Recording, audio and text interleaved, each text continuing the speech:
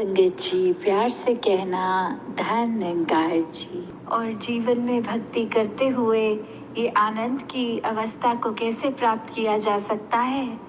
तो कोई हाइपोथेटिकल भी अगर हम बात करें तो उस पे विश्वास तब तक नहीं बैठ पाता।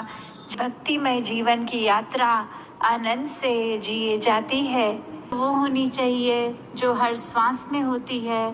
और हर श्वास में भक्ति अगर है तो हमें अपनी लाइफ की एक्चुअल सिचुएशन से भागना नहीं है, वो तो जिस प्रकार की है उसमें रहते हुए भक्ति करनी है। और जब ये करना आ जाता है तो आनंद भी इस जीवन में साथ ही उतर जाता है।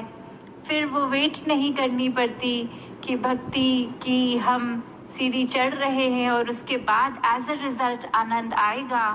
नहीं, वो भक्ति करते हुए, वो हर पल सांस लेते हुए, वो आनंदित होकर ही वो हर सांस का एहसास इस परमात्मा से जुड़ के होगा। तो आनंद की अवस्था से तो हम अभी बहुत ही दूर हैं।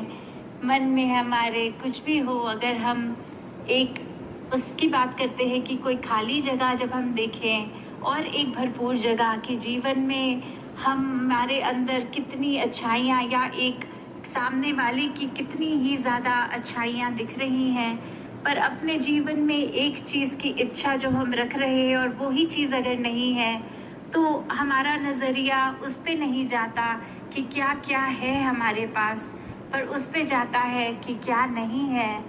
और फिर हम उसको एक माइक्रोस्कोप लेंस जो बोलते हैं कि इतने बारीकी से देखने लग जाते हैं कि जो कुछ है उसको नज़रअंदाज कर देते हैं, जो नहीं है फिर नज़दीक से तो हर चीज़ में कमी दिख ही जाती है।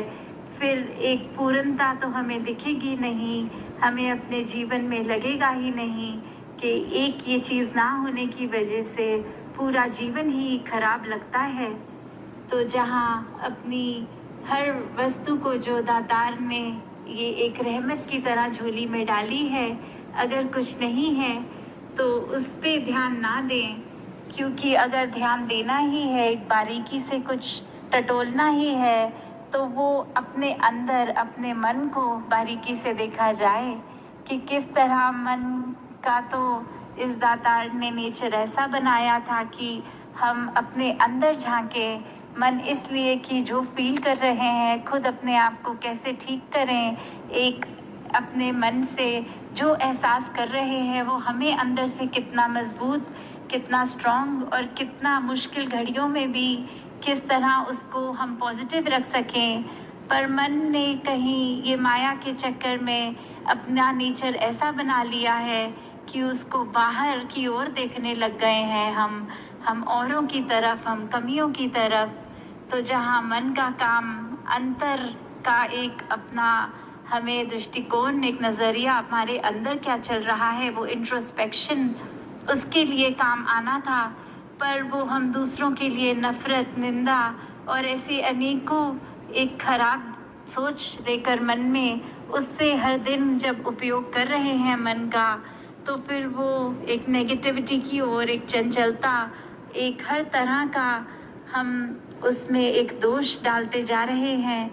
तो कैसे अपने मन को जब हम साफ रखते हैं, और मन साफ रखने का सबसे आसान तरीका ये भक्ति में तो सेवा है, सिमरन है, सत्संग है कि जब इस निरंकार से जुड़ गए हैं तो फिर ये आनंद अपने आप जीवन में उतरता है।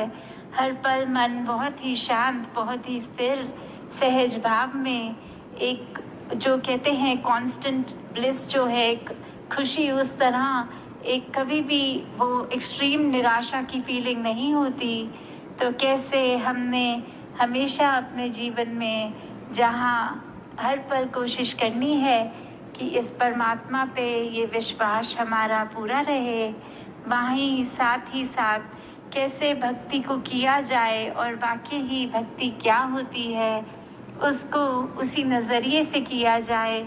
भक्ति सिर्फ नकल नहीं है कि हमने देखा है पुरातन कैसे करते थे उसको एक रिपीट करना, नहीं। भक्ति हर एक की एक इंडिविजुअल जर्नी है, कैसे हमने हर दिन अपने आप को उसमें और प्रबल करना है कैसे हमने हर एक चीज़ से जुड़े होने के बावजूद वो अटैचमेंट की अवस्था कि कुछ है तो उसका तो मज़ा उस समय लेना है, कुछ नहीं तो फिर अपने मन को उदास नहीं करना। कैसे वो इच्छाएं होनी मन में तो लाजमी है, पर वो इच्छाओं की पूर्ति ना होने से मन को फिर एक पतन की ओर ले जाना, एक मन पे बहुत बड़े बोझ बना के रखने। तो भक्ति तो फिर समर्पित होकर ही हो सकती है। जब इच्छाएं इतनी आ जाती हैं तो फिर भक्ति उस समय मजबूत नहीं रह पाती।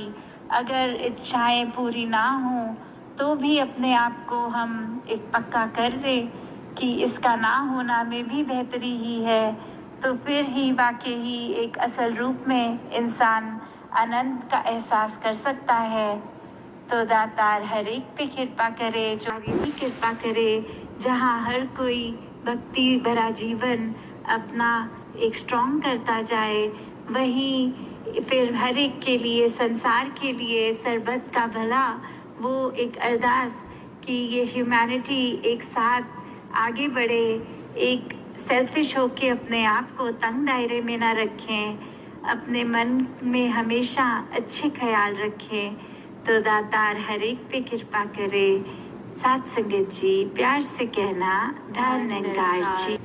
साथ संगत जी प्यार से कहना धन्यकार जी। दासी आप जी के समक्ष एक विचार रखने जा रही हैं। बीज जब धरती से अंकुरित होकर प्रफुल्लित होता है, साथ संगत जी, बीज जब धरती से अंकुरित होकर प्रफुल्लित होता है तब वह एक वृक्ष का रूप लेकर अपने सारे कार्य अच्छे से निभाता है। इसी प्रकार ब्रह्म ज्ञान द्वारा मनुष्य जब परमात्मा के साथ एकमिक होकर उसकी रंग में रंग जाता है तब स्वतः ही वह मानवीय गुणों से युक्त होकर सच्चा मानव बन जाता है। साथ संगत जी प्यार से कहना धन्यकार जी।